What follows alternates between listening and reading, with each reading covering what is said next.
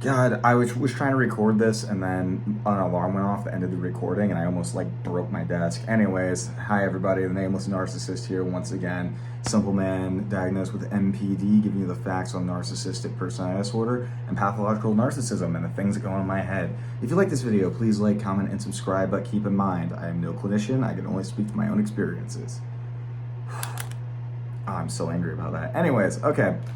A little bit different of a topic today. This isn't going to be a normal format for how I usually do my videos because and like most of this is I honestly want to hear feedback from people who have been in relationships with people who are narcissistic or have family members or just somebody in their life. I mean, if that's one of the reasons that you're here, I am curious what your take is on this, about narcissistic abuse communities. So I started thinking about this because a little while ago, because my sister has BPD and she was diagnosed with a conduct disorder and her behavior didn't change.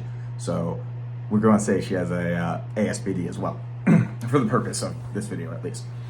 And like my entire life, I had a lot of resentment towards her, and that has bled into today, even to some degree. I'm a lot better with it now. I don't resent her nearly as much because I understand it a little bit more. I understand that she's sick, that she doesn't really know what she's doing. It was a personal need, blah, blah, blah. You know, all the things that eventually do come in your journey of healing. But before I knew about the antisocial personality disorder, I only knew about the borderline personality disorder. And so I was looking around for effectively groups like, what is it called? Al-Anon, like the family members of alcoholics and drug addicts and stuff like that. Because I heard a lot of good things about that, how it was a very supportive community, and you can go through steps of healing with people who understand, but they're still your loved ones, right? Of course, anger is an important step of that healing, but it's also I still love this person. At least from what I hear. I'm sure some of the groups are more toxic than others or are focused on different things. And I go into this community, it was this Reddit place, I think it was called BPD Loved Ones or something like that. And based on the name, I was oh, okay, yeah, that sounds like the kind of thing I'm looking for. People who understand the kind of stuff that I went through because of my sister, but at the same time are, at the same time, it's an encouraging healing and making sure that, there's a conflict there, right? There's a conflict between these feelings that my sister hurt me a lot, and then she's still my sister. She's one of the only people that understood me my entire life. And that's a very nuanced way to feel, that one of the only people who's ever understood me was effectively one of my abusers. So I go into this, and I learned very quickly that all cluster Bs are banned, which I'm well, that kind of sucks, whatever. I don't know, that felt kind of a, well, because the thing is that they aren't, that rule is so weird to me. I can see why borderlines wouldn't be allowed, right? They want kind of a safe space in that term. I guess you could apply that to all cluster Bs. But at the same time, it's they're only excluding the diagnosed ones. And those are probably the people who are working on themselves. And so it's really, I don't know, that it kind of rubbed me the wrong way, but I understand it. Anyways. But there was no, I'm kind of glad that I wasn't allowed in it because there was no sentiments there that really reflected how I felt about my sister and where I was in my healing. It felt basically all of it was just, it was it almost felt beyond demonizing borderline personality disorder. It was demonizing people who at one point were people that they loved, and blaming to a large extent the disorder, but also the people who had the disorder, right? And I guess it's kind of fair to blame the disorder to some degree, but it was kind of, I found it kind of vile. And I'm a narcissist and I found it kind of vile. And maybe that's just because it was related to my sister, but whatever. It just didn't feel like a place that was, I mean, it felt like a place that you could be angry. And I feel that's a really important part of healing, right?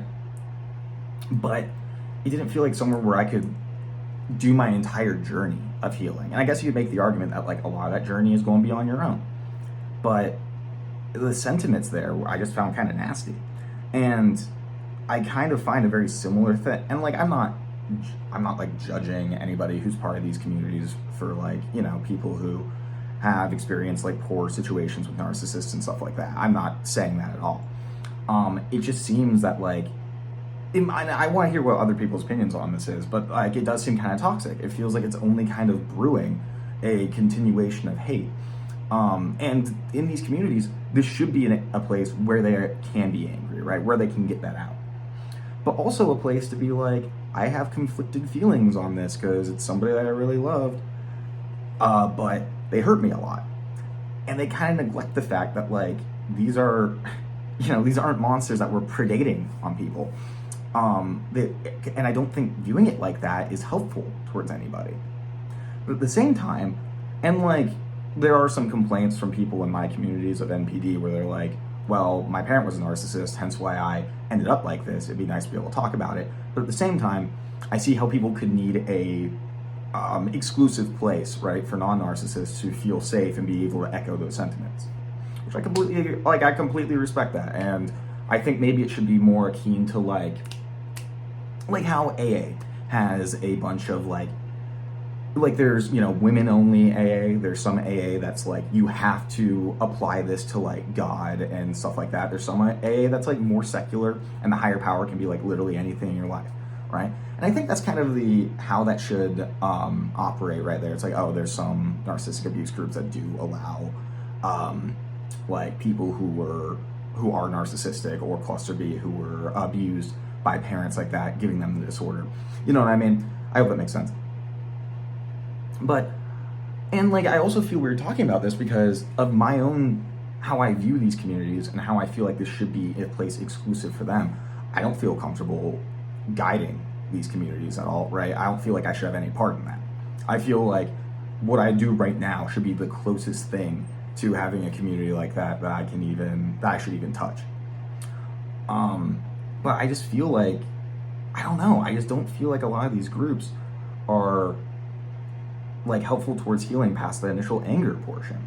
And again, and the reason I'm making this video is because I want to hear other people's experiences in these groups, and like maybe there are a lot more. I am only seeing these at a surface level, right? I occasionally just kind of lurk there just to see what's up, just because I'm kind of curious, or if I'm in a self-deprecating mood and I'm like, I want to hate myself, or there's also a little bit of, I'm not going to get into that part of it. But okay, no, I should say there's a little bit of pride in knowing that I can have that kind of impact on people, right? It to some degree, it makes me feel a little bit more grandiose because it's like, oh, I'm so important that like all these people have these areas dedicated to basically hating me. But yeah, I don't know. It feels like, I want to call it an echo chamber, but I don't feel like that's the right word. It just feels like it's something promoting a cycle, which I think might be a little bit worse than echo chamber. I don't know. And like, if anybody has like groups that like they would like advocate for that feel a little bit more healthy in their minds, like, because I'm mainly referring to, what's the subreddit group? It's like Raised by Narcissists and stuff like, there's a couple of them. I don't know. It's just something that I kind of want to echo and get people, because like, again, I might just be completely wrong about all of this. And I would love to hear people's ideas of like what kind of things that they can organize. Again, like something like along the lines of Ananon. That's how you pronounce it, right? Ananon? The adult children of alcoholics thing. Because, and again, like I would love a community, and if anybody knows one like this, that like I can talk about my sister and like how she hurts me, but I have very conflicted feelings.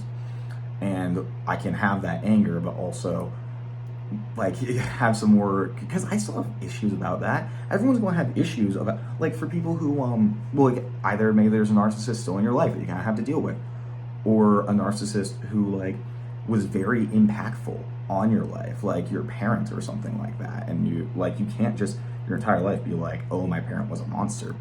Well, I mean, maybe we can do monstrous things, right? But that doesn't necessarily mean that having that mindset of them because that doesn't mean that they are monstrous. And having that mindset doesn't seem healthy. I don't know. This is a little bit of word vomit, I guess, because I was just kind of thinking about it and how I wasn't happy about how, again, like I shouldn't even have a say in this.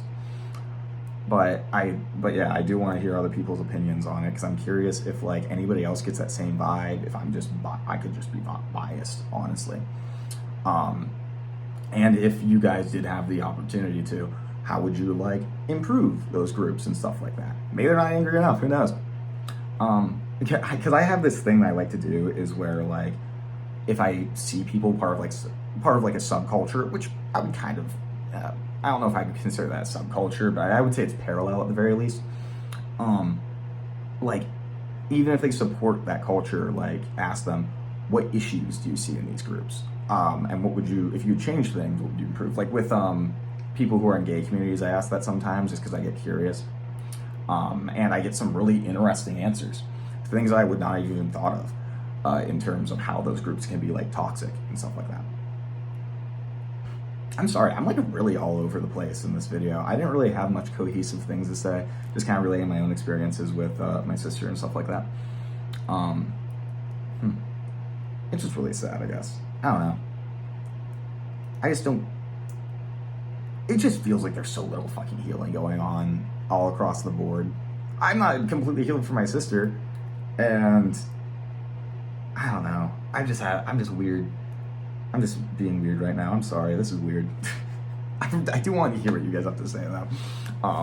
But yeah, anyways. Take your fucking meds, please. Catch you later.